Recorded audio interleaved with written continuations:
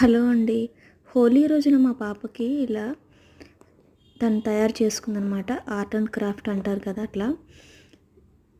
దీంట్లో మొత్తం హోలీకి సంబంధించిన కొటేషన్స్, మే ఫెస్టివల్ గురించి అన్నీ రాసింది.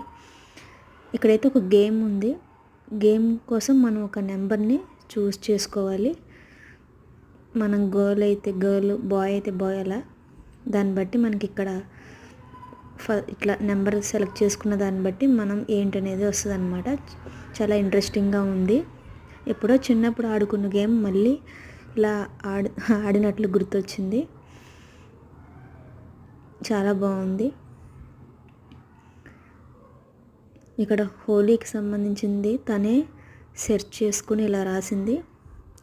ఆ రోజు నుంచి ఇప్పటి వరకు ఇది షార్ట్ తీసుకో అని చెప్పి అంటా ఉంది. వద్దులేమ్మా అని చెప్పినా వినలేదు. సో తన కోసం ఇలా షార్ట్ చేసుకున్నాను.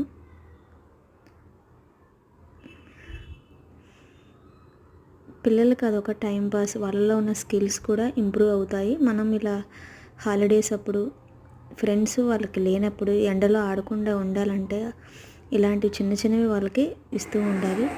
A4 షీట్స్ కానీ, కలర్ పెన్సిల్స్, పెన్స్ అలా ఇస్తూ ఉంటే వాళ్ళు ఇలా